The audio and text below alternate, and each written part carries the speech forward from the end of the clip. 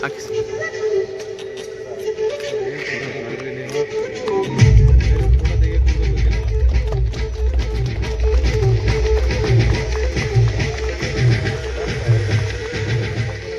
ರೀತಿ ಗಣ್ಯರು ಜ್ಯೋತಿ ಬೆಳಗಿಸುವ ಮೂಲಕ ಕಾರ್ಯಕ್ರಮವನ್ನು ಉದ್ಘಾಟಿಸಿದ ತಮಗೂ ಕೂಡ ಆದರಣೀಯ ಆತ್ಮೀಯರ ಸ್ವಾಗತ ಸುಸ್ವಾಗತವನ್ನು ಕೋರ್ತಾ ಇದ್ದೇವೆ.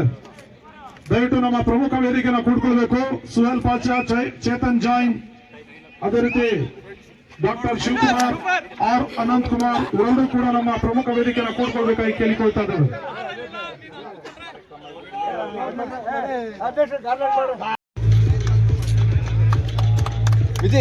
ಈ ಒಂದು ಕ್ರೀಡಾಕೂಟಕ್ಕೆ ಆಗಮಿಸುವ ಎಲ್ಲ ಪತ್ರಕರ್ತರಿಗೂ ಸಹ ನಾನು ಸ್ವಾಗತ ಬಯಸ್ತೇನೆ.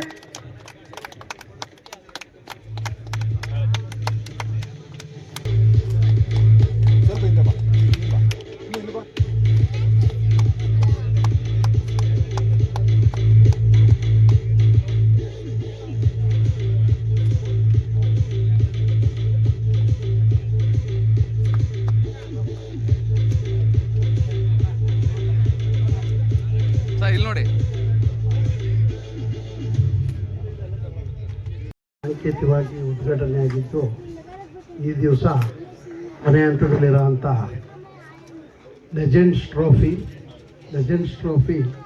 ಫ್ರೆಂಡ್ಸ್ ಕ್ರಿಕೆಟ್ ಕ್ಲಬ್ ಅರಸೀಕೆರೆ ವತಿಯಿಂದ ವಿಶೇಷವಾಗಿ 40 ವರ್ಷದ ಮೇಲ್ಪಟ್ಟಂಥವರಿಗೆ ನಡೆದಂಥ ಕ್ರೀಡೆ.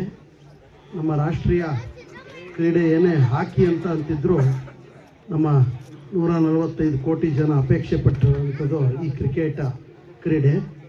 ಅಂಥದ್ರಲ್ಲಿ ಕ್ರಿಕೆಟ್ ಕ್ರೀಡೆ ಈ ಫ್ರೆಂಡ್ಸ್ ಸ್ಪೋರ್ಟ್ಸ್ ಕ್ರಿಕೆಟ್ ಕ್ಲಬ್ ತುಂಬ ಅದ್ಭುತವಾಗಿ ಏನು IPL ಮ್ಯಾಚಸ್ಸು ಮತ್ತು ಇಂಟರ್ನ್ಯಾಷನಲ್ ಲೆವೆಲ್ ಮ್ಯಾಚಸ್ ಲೆಕ್ಕಾಚಾರದಲ್ಲಿ ಒಂದು ಯೂಟ್ಯೂಬ್ನಲ್ಲಿ ಲೈವ್ ಟೆಲಿಕಾಸ್ಟ್ ನೇರ ಪ್ರಸಾರ ಕೊಟ್ಬಿಟ್ಟು ನಡೀತಾ ಇರೋದಂತೂ ವಿಶೇಷವಾದಂತು. ಹಾಗಾಗಿ ಇದೇ ಥರ ನಾನು ಈಗಾಗಲೇ ಮೊನ್ನೆ ಹೇಳಿದಂಗೆ ಮುಂದಿನ ದಿನಗಳಲ್ಲಿ ಫೆಡ್ಲೈಟ್ ಮ್ಯಾಚಸ್ ಅಂದರೆ ಒನನು ಬಳಕೆ ಕಾರ್ಯಕ್ರಮ ಅಂದರೆ ಇದೇ ಕ್ರಿಕೆಟ್ ಟೂರ್ನಮೆಂಟು ನಡೆದರೆ ಇನ್ನೂ ಅತಿ ಅದ್ಭುತವಾಗಿರುತ್ತೆ. ವಿಶೇಷವಾದ್ದು 40 ವರ್ಷದ ಮೇಲ್ಪಟ್ಟಂತ ಮಾಡಿರೋ ಅಂಥದ್ದು. ವಿಶೇಷವಾಗಿ ಈ 40 ಎಲ್ಲರದು ಆಧಾರ್ ಕಾರ್ಡ್ ತಗೊಂಡು ಆಡಿಸ್ತೀರಾ? ಏನು ಅಷ್ಟು ಚೆನ್ನಾಗಿ ಆಡ್ತಾರಲ್ಲ, 40, 45, 48 ವರ್ಷದವರು ಆಡಿದ್ದಾರೆ. ತುಂಬ ಖುಷಿಯಾದಂತು. ಈ ಫ್ರೆಂಡ್ಸ್ ಕ್ರಿಕೆಟ್ ಕ್ಲಬ್ ಅವರಿಗೆ ವಂದನೆಗಳು. ಶಾಸಕರ ಗಮನಕ್ಕೆ ಈಗ ಅಲ್ಲೊಂದು ಐಮಾಸ್ಕ್ ಹಾಕಿರೋದು ಸರ್, ಅಲ್ಲಿ ಕಾಲ್ ಭಾಗ ಗ್ರೌಂಡ್ ಅದು ಬೆಳಕು ಕೊಡ್ತಾ ಇದೆ. ನೀವು ಇನ್ನೊಂದು ಈ ಕಡೆ ಜಯಂಕಲ್ ನಗರ ಸ್ಟೇಡಿಯಂ ಕಾಣಂಗೆ ಅಲ್ಲೊಂದು ಹಾಕ್ಸಿದ್ರೆ, ಮತ್ತೆ ಈ ಕಡೆನೂ ಜಯಂಕಲ್ ನಗರ ಕಡೆ ಇಲ್ಲ ಹಾಕ್ಸಿದ್ರೆ, ಬಹುತೇಕ ಫೆಡ್ಲೈಟ್ ಮ್ಯಾಚ್ಗೆ ಸಣ್ಣ ಪುಟ್ಟ ಲೈಟ್ ಬೆಳಕು ಹಾಕೊಂಡು ನಮಗೆ ಸಿಗುತ್ತೆ ಸರ್. ಈ ನಿಟ್ಟಿನಲ್ಲಿ ತಾವು ಗಮನ ಹರಿಸೋದು ಅದೊಂದು ಅನುಕೂಲ ಆಗುತ್ತೆ. ಅದು ಕ್ರೀಡಾಂಗಣ ಇನ್ನೆಲ್ಲ ರೀತಿಯಲ್ಲೂ ಕ್ರಿಕೆಟಿಗೆ ಸೂಕ್ತವಾಗಿ ಬಂದಿದೆ ಸರ್. ಅದೊಂದು ಗಮನ ಹರಿಸಿದ್ರೆ ಅನುಕೂಲ ಆಗುತ್ತೆ ಸರ್. ಈಗ ಸ್ಪೋರ್ಟ್ಸ್ ಅನ್ನ ಆಯೋಜನೆ ಮಾಡಿರುವಂತಹ ನಮ್ಮ ಅರಸೀಕೆರೆಯ ಫ್ರೆಂಡ್ಸ್ ಸ್ಪೋರ್ಟ್ಸ್ ಕ್ಲಬ್ ಅವರಿಗೆ ನಾನು ತುಂಬಾ ಅಭಿನಂದನೆ ಹೇಳೋದಕ್ಕೆ ಬಹಳ ಇಷ್ಟಪಡ್ತೀನಿ. ನಾವೆಲ್ಲ ಸಣ್ಣ ಮಕ್ಕಳಾದಾಗ ತುಂಬಾ ಕ್ರಿಕೆಟ್ ನ ಇಷ್ಟಪಟ್ಟು ಆಡಿರುವಂತಹ ಆಟ ಈ ಕ್ರಿಕೆಟ್. ನಮ್ಮ ಭಾರತ ರಾಷ್ಟ್ರದಲ್ಲಿ ಹಾಕಿ ರಾಷ್ಟ್ರೀಯ ಕ್ರೀಡೆ ಆದ್ರೂ ಕೂಡ ನಮ್ಮೆಲ್ಲರ ಒಲವಿರೋದೇ ಕ್ರಿಕೆಟ್ ಮೇಲೆ. ಮನೆಯಲ್ಲೂ ಕ್ರಿಕೆಟ್ ಆಟಗಾರರಿದ್ದಾರೆ. ಇಂತಹ ಪ್ರತಿಭೆಗಳನ್ನ ಹೊರಗಡೆ ತರೋದಕ್ಕೆ ಇಂತಹ ಸಣ್ಣ ಊರುಗಳಲ್ಲಿ ಕ್ರಿಕೆಟ್ ನಡಿಬೇಕು. ಇದ್ರ ಬಗ್ಗೆ ನಮ್ಮ ಅರಸೀಕೆರೆ ಸ್ಪೋರ್ಟ್ಸ್ ಕ್ಲಬ್ ಅವರು ತುಂಬಾ ಆಸಕ್ತಿ ಮುತುವರ್ಜಿ ವಹಿಸಿ ಮಾಡ್ತಾ ಇದ್ದಾರೆ.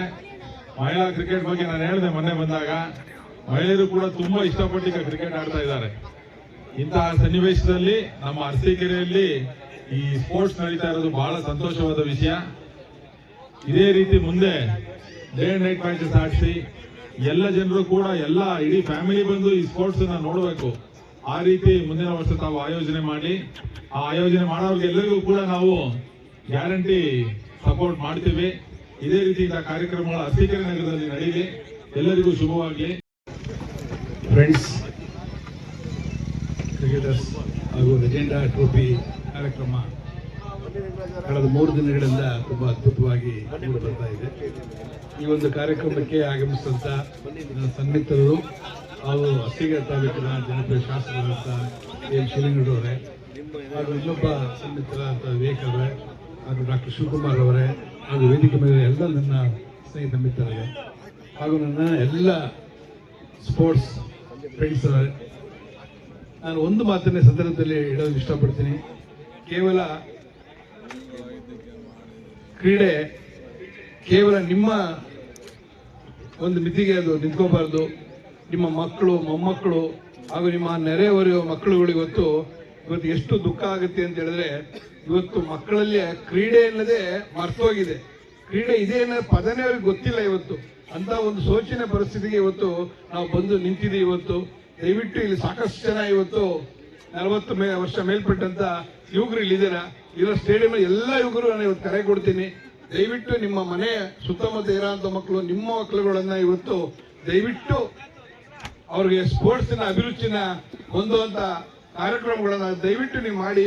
ಇಲ್ಲಾಂದ್ರೆ ಮುಂದಿನ ದಿನಗಳಲ್ಲಿ ಆ ಮಕ್ಕಳುಗಳು ಯಾವ ಮಟ್ಟಕ್ಕೆ ಹೋಗ್ತಾರೆ ಅಂತ ಹೇಳಿದ್ರೆ, ಇವತ್ತು ನಿಮಾನ್ಸ್ ಅಲ್ಲಿ ಆಫ್ಟರ್ ಕರೋನಾ ಆದ್ಮೇಲೆ ನಿಮಾನ್ಸ್ ಅಲ್ಲಿ OPD ಸ್ಟಾರ್ಟ್ ಮಾಡಿದ್ದಾರೆ. ಇವತ್ತು ನರ ರೋಗಿಗಳು ಏನ್ ಬರ್ತಾ ಇದಾರೋ ಅದಕ್ಕಿಂತ ಹೆಚ್ಚಿನ ಮೊಬೈಲ್ ಅಡಿಕ್ಟ್ ಮಕ್ಕಳುಗಳು ಇವತ್ತು ಬರ್ತಾ ಇದಾರೆ. ಮಕ್ಕಳಿಗೋಸ್ಕರನೇ ಒಂದು OPD ಸ್ಟಾರ್ಟ್ ಮಾಡಿದ್ದಾರೆ. ಅದರಲ್ಲೂ ಮೊಬೈಲ್ ಗೀಳಿಗೋಸ್ಕರನೇ ಒಂದು ಪ್ರಾರಂಭ ಮಾಡಿದ್ದಾರೆ.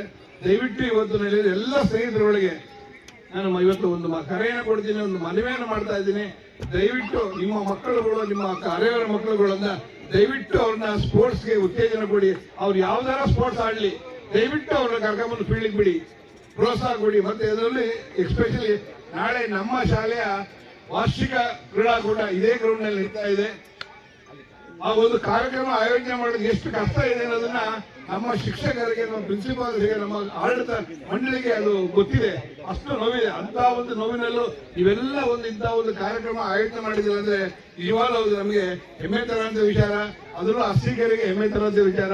ಇಂಥ ವಿಚಾರದಲ್ಲಿ ನಮ್ಮ ಶಾಸಕರು ಅವರ 4 ವರ್ಷದ ಅವಧಿಯಲ್ಲಿ ಸಾಕಷ್ಟು ಕಾರ್ಯಕ್ರಮಗಳನ್ನ ಆಯೋಜನೆಗೆ ಪ್ರೋತ್ಸಾಹ ನೀಡಿದ್ದಾರೆ. ಇಂಥ ಒಂದು ಸುಂದರವಾದ ಒಂದು ಕ್ರೀಡಾಂಗಣವನ್ನು ಅವರು ನಿರ್ಮಿಸಿಕೊಂಡಿದ್ದಾರೆ. ಇದಕ್ಕೆ ಇನ್ನೂ ಸಾಕಷ್ಟು ಅಭಿವೃದ್ಧಿ ಆಗ್ಬೇಕಾಗಿದೆ. ಈ ಸಂದರ್ಭದಲ್ಲಿ ಅವರಿಗೆ ನಾನು ಮನವಿಯನ್ನು ಮಾಡ್ತಾ ಇದ್ದೀನಿ. ನಾನು ಮನವಿ ಮಾಡ್ತಾ ಇರೋದು ನಮ್ಮ ಮಕ್ಕಳ ಪರವಾಗಿ ಮನವಿ ಮಾಡ್ತಾ ಇದ್ದೀನಿ. ದಯವಿಟ್ಟು ಈ ಕ್ರೀಡಾಂಗಣವನ್ನು ಇನ್ನೂ ಹೆಚ್ಚಿನ ರೀತಿಯ ಅಭಿವೃದ್ಧಿಯನ್ನು ಪಡಿಸಿ. ಅದೇ ರೀತಿ ಇಂಡೋರ್ ಗೇಮ್ ಅನ್ನು ಆಲ್ರೆಡಿ ಪ್ರಾಮಿಸ್ ಮಾಡಿದ್ದೀರಾ. ಅದೇ ರೀತಿ ಇಂಡೋರ್ ನಮಗೆ ಮಂಜೂರಾಗಿದೆ, ಆದ್ರೆ ಅದಕ್ಕೆ ಕೆಲಸ ನಿಧಾನ ಆಗ್ತಾ ಇದೆ. ದಯವಿಟ್ಟು ಅದನ್ನು ಆದಷ್ಟು ಬೇಗ ಮಾಡಿ. ನಿಮ್ಮ ಕಾಲದಲ್ಲಿ ಸ್ವಿಮ್ಮಿಂಗ್ ಪೂಲ್ ಆಯ್ತು, ಕ್ರೀಡಾಂಗಣ ಆಯ್ತು, ಇದು ಬೇಕಾದಷ್ಟು ಕ್ಲಬ್ಗಳು ಆಗ್ತಾ ಇದಾವೆ. ಇದಕ್ಕೆ ಜಾಸ್ತಿ ಹೆಚ್ಚಿನ ಪ್ರೋತ್ಸಾಹ ಕೊಡಿ. ನೀವು ಹೇಗೆ ಗಣಪತಿ ಒಂದು ಮಹೋತ್ಸವದಲ್ಲಿ ಹೇಗೆ ಒಂದು ಗ್ಯಾಂಗ್ ಅನ್ನ ಕಟ್ಟಿದ್ದೀರಾ, ನಿಮ್ಮ ಸ್ನೇಹವನ್ನು ಕಟ್ಟಿದ್ದೀರಾ, ಸ್ನೇಹಿತರೆಲ್ಲ ಗುಡ್ಡೆಯಾಗಿ ಆ ಒಂದು ಕಾರ್ಯಕ್ರಮ ಅದ್ದೂರಿ ನಡೆಸ್ತಿರೋ ಅದೇ ರೀತಿ ಸ್ಪೋರ್ಟ್ಸ್ ಕಾರ್ಯಕ್ರಮವನ್ನು ಅದ್ದೂರಿ ನಡೆಸೋದಕ್ಕೆ ಮನಸ್ಸು ಮಾಡಿ ಅಂತ ಈ ಸಂದರ್ಭದಲ್ಲಿ ಹೇಳ್ತಾ,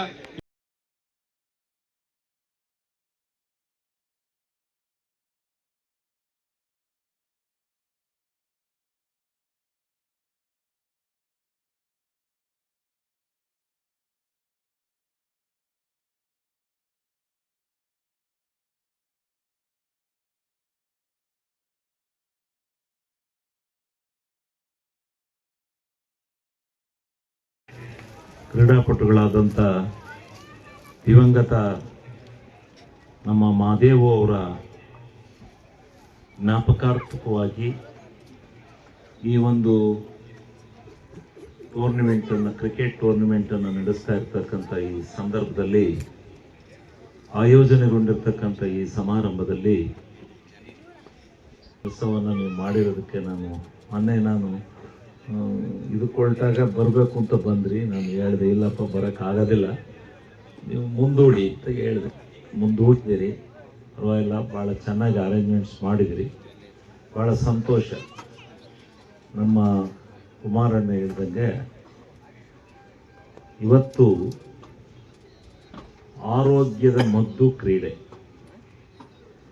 ಯಾರು ಆರೋಗ್ಯವಂತರಾಗಿರಬೇಕು ಅಂದರೆ ಒಂದು ಕ್ರೀಡೆಯನ್ನು ಕಲ್ತಿರಬೇಕು. ಬಹುಶಃ ಈ ಕ್ರೀಡೆಯನ್ನು ಕಲಿದೇ ಹೋದವರಿಗೆ ಆರೋಗ್ಯ ಸರಿ ಇರಲ್ಲ, ತಾನಾಗಿ ಬರುತ್ತೆ. ವೈಜ್ಞಾನಿಕವಾಗಿ ಬಹಳ ತುದಿಗೆ ಹೋಗ್ಬಿಟ್ಟಿದೆ ಪ್ರಪಂಚ. ಆ ವೈಜ್ಞಾನಿಕ ಲೋಕದಲ್ಲಿ ನೀವು ಹೋಗಿ ನೀವೇನಾಗಿದ್ದೀರಿ ಅಂದರೆ ಸಿಗಾಕೊಂಡ್ಬಿಟ್ಟಿದ್ದೀರಿ. ಸಿಗಾಕೊಂಡು ನಿಮ್ಮ ಬುದ್ಧಿ ನರಗಳಿರ್ತಾವಲ್ಲ, ಆ ನರಗಳನ್ನೆಲ್ಲ ತಗೊಂಡು ಹೋಗ್ಬಿಟ್ಟು ಅದಕ್ಕೆ ಅಡಾಪ್ಟ್ ಮಾಡಿಬಿಟ್ಟಿದ್ದಾರೆ. ಆ ಮಕ್ಕಳು 4 ವರ್ಷ ವರ್ಷದ ಮಕ್ಕಳು ಬೆಳಿಗ್ಗೆ 5:15 ಗಂಟೆಗೆ ಇದನ್ನು ನೋಡ್ತಾ ಕೂತ್ಕೊಳ್ತವೆ. ಮೊಬೈಲ ಕಿತ್ತಿಡ್ಬೇಕಾದ ಪರಿಸ್ಥಿತಿ ಬಂದಿದೆ. ಎಂತೆಂಥದೋ ಬರ್ತವೆ ಅವು, ಏನು ಒಳ್ಳೆ ಒಂದಾರ ಬರಕ್ಕಲ್ಲ ಅದು. ನಾನು ನೋಡ್ತೀನಿ, ಏನು ನೋಡ್ತಾ ಇದ್ದೀವಿ ಕೂಡ ಅಂದ್ರೆ ಅದು ಎಂಥದೋ ಒಂದು ಗೊತ್ತಾಗಿದೆ. ಅದೇನು ಅರ್ಥ ಮಾಡ್ಕೊತವ ಮಕ್ಕಳು ಅದೇನು ಗೊತ್ತಿಲ್ಲ. ಆದಷ್ಟು ಸಾಂದರ್ಭಿಕವಾದಂಥ ಸಮಯಕ್ಕೆ ಪ್ರಜ್ಞೆ ಕೊಡ್ತಕ್ಕಂಥ ಅದನ್ನು ಮಾತ್ರ ಆ ಜ್ಞಾನಾರ್ಜನೆಗೋಸ್ಕರ ಅದನ್ನು ಉಪಯೋಗಿಸಬೇಕೆ ಹೊರತು ಪೂರ್ಣ ಪ್ರಮಾಣದಲ್ಲಿ ಮಕ್ಕಳನ್ನು ಬಿಟ್ಟರೆ ಅದರಿಂದ ಯಾವ ಪಾರಿತೋಷಿಕನೂ ತಗೊಳ್ಳಲ್ಲ. ಏನೋ ಸ್ವಲ್ಪ ಈ ಪ್ರಪಂಚದ ಒಂದಿಷ್ಟು ವಿಚಾರಗಳು ತಲೆ ಬಿದ್ದು ಹೋಗೋದು, ಬುಳ್ಳೆ ಒಳಗೆ ಇಟ್ಕೊಂಡು ಆ ಪ್ರಪಂಚದ್ದೆಲ್ಲ ಏನು ಮಾಡ್ತೀವಿ. ಅದರಿಂದ ಆರೋಗ್ಯ ಅಷ್ಟೇ ಕ್ಷೀಣಿಸುತ್ತೆ. ಎಲ್ಲಕ್ಕೂ ಏನು ಶರೀರದಲ್ಲಿ ಅಡಗಿರ್ತಕ್ಕಂಥ ಶಕ್ತಿ ಇದೆ, ಆ ಶಕ್ತಿಯನ್ನ ಆ ನರಗಳಿಗೆ ನಾವು ಕೆಲಸ ಕೊಡೋದಲ್ಲೇ ಅವನ್ನ ಹಂಗೆ ಬಹಳ ಮಟ್ಟಿಗೆ ಅವನ್ನ ನಿರ್ವೀರ್ಯನ ಮಾಡಿದರೆ, ಶಕ್ತಿಯನ್ನು ಮಾಡಿದರೆ ಅದರಿಂದ ಬಹಳ ಕಾಯಿಲೆ ಬರುತ್ತೆ. ನಾನು ಒಂದು ಹೇಳ್ತಕ್ಕಂಥದ್ದು, ಇಂಥದ್ದನ್ನು ಮಾಡ್ತಕ್ಕಂಥದ್ದು ಒಳ್ಳೆಯದು. ನೀವು ಮಾಡಿ ಪ್ರತಿಯೊಬ್ಬರು ಈ ಕಾರ್ಯಕ್ರಮಗಳನ್ನು ಯಶಸ್ವಿಯಾಗಿ ಮಾಡ್ತಕ್ಕಂಥದ್ದು ಎಲ್ಲರ ಕರ್ತವ್ಯ. ಯಾವ ತಾಲೂಕು, ಯಾವ ಊರಿನಲ್ಲಿ ಕ್ರೀಡೆಗೆ ಹೆಚ್ಚಿನ ಮಹತ್ವ ಇರುತ್ತೆ ಅಲ್ಲೆಲ್ಲ ಆರೋಗ್ಯಕರವಾದಂಥ ಉತ್ತಮವಾದಂಥ ವಾತಾವರಣ ಸೃಷ್ಟಿಯಾಗಿರೋದನ್ನು ನಾನು ನೋಡಿದ್ದೇನೆ. ವಾಕ್ ಮಾಡೋದು ಅದು ಒಂದು ವ್ಯಾಯಾಮನೇ, ಅದು ಒಂದು ಕ್ರೀಡೆನೇ. ಇವತ್ತು ವಾಕ್ ಮಾಡೋದು ಒಂದು ಕ್ರೀಡೆ, ಅದು ಇಲ್ಲದೆ ಇದ್ದರೆ ಭಾಳ ಜನ ಇನ್ನೂ ಮನೇಲಿ ಕೂತ್ಕೊಳ್ಳೋ. ಈ ರೀತಿ ಅನೇಕ ಅಭ್ಯಾಸಗಳಿದ್ದಾವೆ, ಅವೆಲ್ಲನೂ ಮಾಡ್ಕೊಳ್ಳಿ. ಇಂಡೋರ್ ಸ್ಟೇಡಿಯಂ ಹೇಳಿದ್ರು, ಇಂಡೋರ್ ಸ್ಟೇಡಿಯಂ ಈಗ ಮಂಜೂರಾಗಿದೆ. ಇನ್ನೊಂದು 2-3 ದಿವಸದಲ್ಲಿ ಕಾಂಟ್ರಾಕ್ಟರ್ ಬರ್ತಾರೆ, ಪೂಜೆ ಮಾಡ್ತೀವಿ. ಅಲ್ಲೂ ಸ್ವಲ್ಪ ತೊಡಗಿಸ್ತಾರೆ. ಅದು 7-8 ಕೋಟಿ ರೂಪಾಯಿನ ಒಂದು ವ್ಯವಸ್ಥೆ. ಸ್ವಿಮ್ಮಿಂಗ್ ಪೂಲ್ ಮಾಡಿ